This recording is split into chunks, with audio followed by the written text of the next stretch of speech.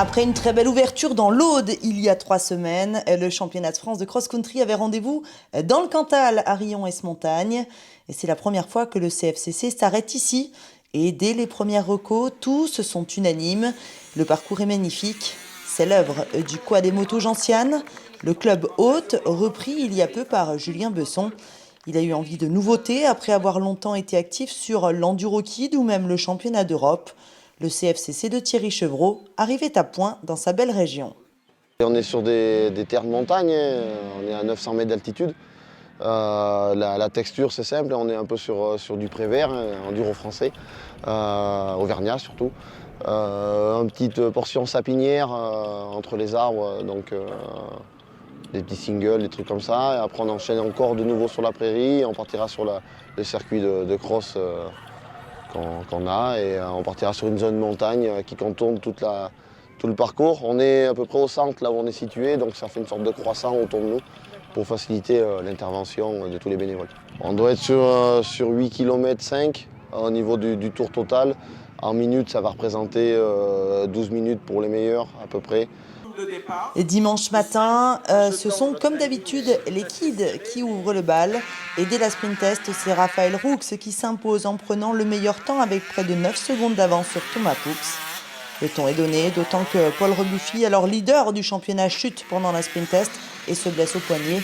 Il ne repartira pas sur les manches. 2 fois 40 minutes au menu pour les jeunes.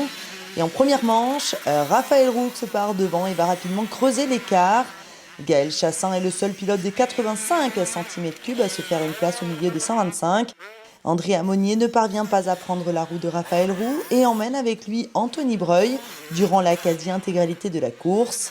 Simonier tient sa deuxième place jusqu'à l'arrivée. C'est finalement Thomas Poux qui revient sur Breuil en toute fin de manche pour s'emparer de la troisième place. Raphaël Roux s'impose sans difficulté sur cette première étape. En seconde manche, c'est le petit Gaël Chassin sur sa 85 cm3 qui grille la politesse au 125 au départ. Mais Raphaël Roux prend rapidement les commandes. À la différence de la première confrontation, il ne réussit jamais à se détacher d'André Amonier, qui va le tenir jusqu'à l'arrivée sans jamais pour autant parvenir à placer une attaque pour s'emparer de la tête. Derrière, ces deux jeunes, Anthony Breuil fait cavalier seul en troisième position et la tient cette fois jusqu'à l'arrivée. C'est un doublé pour Raphaël Roux ici à Rion-Esmontagne. Il repart leader du championnat Kid. Un peu compliqué la deuxième manche avec Andrea qui me poussait, un peu long. Mais la première manche, j'ai fait un bon départ, donc ça allait. J'ai réussi à creuser le trou et puis après, plus qu'à j'ai géré ma course et voilà. En 85 cm3, victoire de Gaël Chassin devant Sandro Garcia et Antonio Negri. En moins de 13 ans, c'est Esteban Robin qui remporte la mise. Et chez les féminines, Nina Sénégas repart avec 2 victoires de manche et de solides points pour conforter son leadership au championnat. On passe aux adultes avec une sprint test matinale qui a placé Thilde Clerc en tête devant Hugo Blanjou pour 1 seconde 33 et Antoine Alix, son coéquipier de chez Daffy, pour 2 secondes 2. Et ça s'annonce très chaud sur la course. Les élites sont bien placées sur la grille. Antoine Cric, venu pour une pige, pourrait aussi se mêler au débat à l'avant.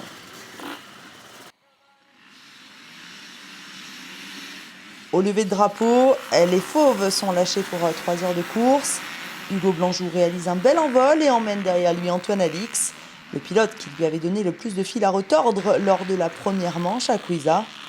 Mais Blanjou part rapidement à la faute dès le premier tour et Antoine Alix en profite pour prendre la tête. Il a son coéquipier Thilde Clerc juste derrière lui. Antoine Cric répond présent en 3e position, suivi de très près par Max Vial. Le pilote tout enduro va même passer en 3e position pendant le 2e tour. Hugo Blanjou n'est alors que 5e et va devoir s'employer pour revenir devant, d'autant que Antoine Alix se donne un peu d'air en tête de course.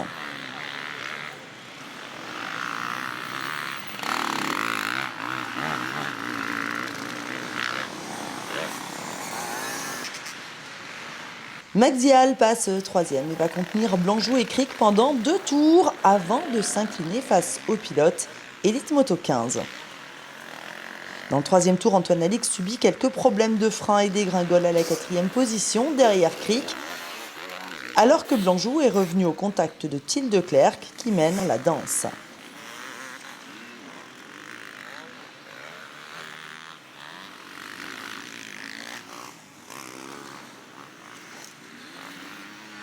Cette première heure de course est absolument folle. Blanjou prend la tête au 4e tour et c'est aussi à ce moment-là qu'Anthony Gesselin, plutôt parti timidement, revient dans la course au podium.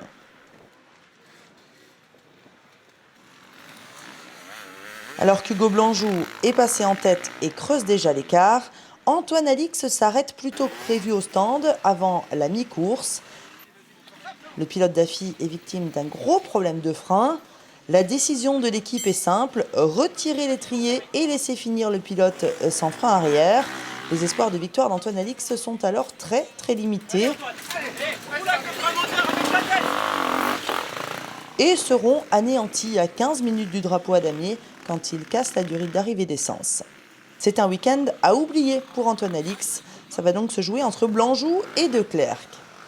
C'est l'heure du bal des arrêts dans les stands pour tout le monde.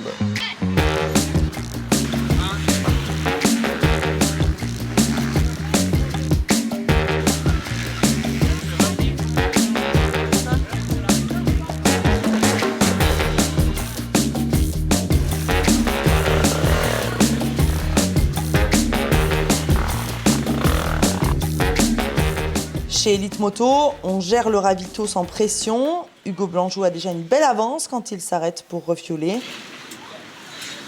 Thiel de Clercq ne pourra plus rien faire pour contrer Blanjou qui va poursuivre son bonhomme de chemin en solide leader de la course. Anthony Gesselin va lui aussi maintenir sa position de 3e jusqu'à l'arrivée de la course. Hugo Blanjou s'impose avec plus de 2 minutes d'avance pour la seconde fois cette saison après sa victoire sur l'ouverture dans l'Aude à Cuisa.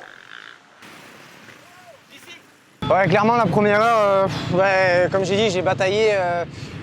J'ai pris une petite chute bêtement à moitié du premier tour. Je me suis bien sonné, j'ai bien tapé la tête et puis j'ai mis du temps à me remettre dedans. Et puis finalement, j'ai eu du mal à les doubler un peu chez derrière, j'ai essayé de trouver les traces, c'était même plus rapide que moi au début. Antoine aussi a bien roulé en début de course, Antoine Cric. Et puis voilà, comme j'ai dit, une fois que j'ai fait le premier ravito et que j'ai passé tout le monde, après j'ai réussi à me relâcher et puis j'ai super bien roulé, donc je suis vraiment content. Là, encore une fois, il a été plus rapide, un peu plus d'expérience et puis on verra sur les prochaines pour essayer de combler le gap. Le parcours était super, il s'est bien défoncé tout de suite, mais il se nettoyait bien, il y avait beaucoup d'ornières qui se faisaient au fur et à mesure. C'était vraiment sympa à rouler, un beau travail du motoclub. Bon, aujourd'hui, 3e position, je suis content de monter sur le podium. Je pense qu'Antoine Alix devant moi n'a pas eu de chance aussi, donc c'est une bonne opportunité. Pendant un moment, j'avais Thiel en ligne de mire, c'est vrai que sur la ferme, il en a remis, donc j'ai eu du mal à... Et moi, d'un autre côté aussi, c'est vrai que je commençais à être calmé. Ouais, physiquement, c'est vraiment dur. Dans le détail des catégories, en scratch national, Alex Pichot remporte la victoire devant le jeune Quentin Clerc-Tournier et Alex Gagnon. Chez les juniors, très belle bagarre pour la gagne puisque Thomas Zoldos s'impose devant Florian Baratange pour quelques petites 20 secondes. En vétéran, c'était aussi très serré et c'est Jérôme Tache qui s'impose devant Johan Rosselet et Florent Bessade qui complète le podium. Enfin, chez les féminines, si Andrea De Giovanni a mené le début de la course suite au déboire de Morissette Brisbard sur le premier tour, c'est bien la pilote Cap Moto 25 qui s'impose pour la seconde fois consécutive cette saison. Le championnat de France de cross-country vous donne rendez-vous le 3 avril prochain à Essoy, dans l'Ain, pour la 3e manche du championnat 2022. Bye bye.